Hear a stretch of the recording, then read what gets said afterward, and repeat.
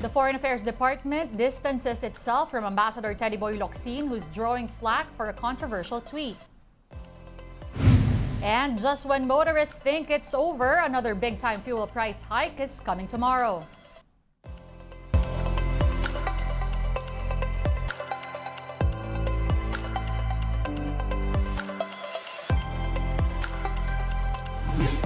Fast, focused, and fearless, here's a roundup of stories we're watching now. I'm Denise Stan.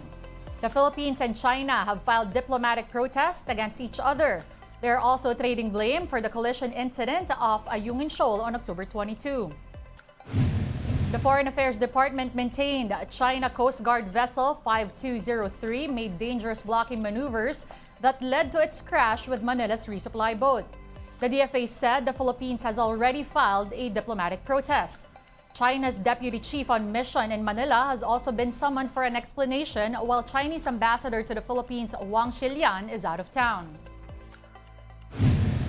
The matter was of urgent and important, and the department felt that the DCM was needed to be met by our Assistant Secretary. We've already filed. The DCM was summoned, so the protest was also conveyed. The Chinese Foreign Ministry claimed that it was the Philippines that intruded in its waters. It also insisted that its actions were, quote, professional and within the bounds of law. The Chinese Coast Guard echoed that statement. It added that Manila is using the incident to escalate tension in the disputed area. Senators are appalled over China's latest action right in the Philippines' exclusive economic zone. Senate President Juan Miguel Zubiri condemned it. He also reiterated support to increasing the budget of the Philippine Coast Guard and the military. For Senator Grace Poe, the recent incident calls for a, quote, serious rethinking of the country's strategies in dealing with such actions. On the other hand, Senator Risa Ontiveros said enough is enough, stressing that China has no right to drive Filipino troops out of their own waters. In other news, fuel products are up again tomorrow, October 24, after weeks of rollbacks. Gasoline will be more expensive by nearly a peso per liter, while diesel prices will be up by 1 peso and 30 centavos. Energy official Rodela Romero said there are several factors at play in the increase. These include uncertainties in the Gaza Strip and the cancellation of the Jordan Peace Summit on October 18. There's also Iran's call for an oil embargo in Israel and lower stockpiles of crude oil in the United States. With this, the DOE has this message to motorists. Kung pagbabastuhan po ang aksyon ng Department of Energy, koordinasyon na ginagawa namin sa mga oil companies para magpatupad po sila ng mga discount program sa iba't ibang uri ng mamimili sa mga gasolinahan. May mga PUB lanes, may mga discount po doon, minsan na umaabot mula piso hanggang 4 na piso kada litro. Sa mga motorista, gamitin nila yung kanilang power of choice. Kasi yun nga po, nasabi natin, may mga discount sa iba't ibang gasolinahan. Magtipid po talaga yung pagkanilang lakad o kanya biyahe, dapat nakaplano po yung nila mga biyahe para at least makatipid. We're bringing you more stories after this quick break. Keep it here on One News.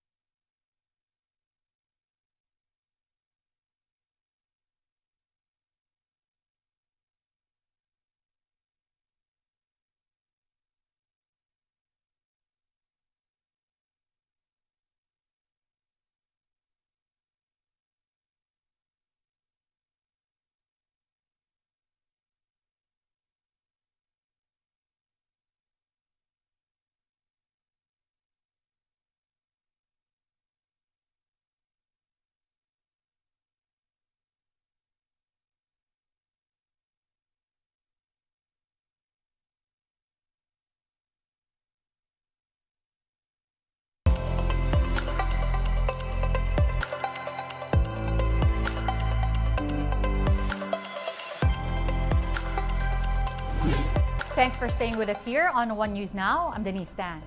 More overseas Filipino workers from Israel have arrived earlier this afternoon. There are 25 OFWs in this third batch of repatriates. Before them, 36 Filipinos from Israel have safely returned to the country. None of the repatriates were from the group of Pinoys who came from war-torn Gaza and are still stranded near the Rafah border crossing in Egypt. Meantime, the Philippine Embassy in Beirut has called for the voluntary repatriation of Filipinos there. That's as fighting spills over to the southern border of Lebanon, where Hamas supporter Hezbollah is camped. Not all homecomings from Israel are worth celebrating. Daniel Pawid tells us a story of one OFW's dream of a better life for her family just ended. It was a sorrowful Sunday morning for the Alacre family as they fetched Loretta's remains in Silay Airport in Negros Occidental. Last October 7th, Loretta Alacre died on her way home in Tel Aviv after being shot by Hamas as the militant group launched its attack on Israel. Her remains will be brought to her residence in Cadiz after a day in the funeral home. The Alacre family has decided to hold Loretta's wake for 10 days. Gusto po namin makasama yung kapatid namin kasi huling pagkikita na lang din namin sa kanya. Loretta was supposed to go home for her 50th birthday and their family reunion in December. Nagpapasalamat pa rin kami na nakakauwi siya sa amin kahit ganyan na, kahit masakit sa amin magkapatid. Sana tulungan niya rin kaming matanggap namin na wala na siya. For its part, the Office of the Overseas Workers Welfare Administration or OWA said it will give Loretta a hero's welcome. This, aside from the financial and the burial assistance for her family. Magkakaroon po tayo ng hero's welcome bilang pagkilala sa kanyang sakripisyo na ibinigay hindi lamang sa kanyang pamilya, kundi ang kadakilaan na rin bilang isang OFW. Loretta died with her Chinese national boyfriend and her friends who were also Chinese. She will be laid to rest on November 5th. For News 5, Rainiel Pawid, we are One News.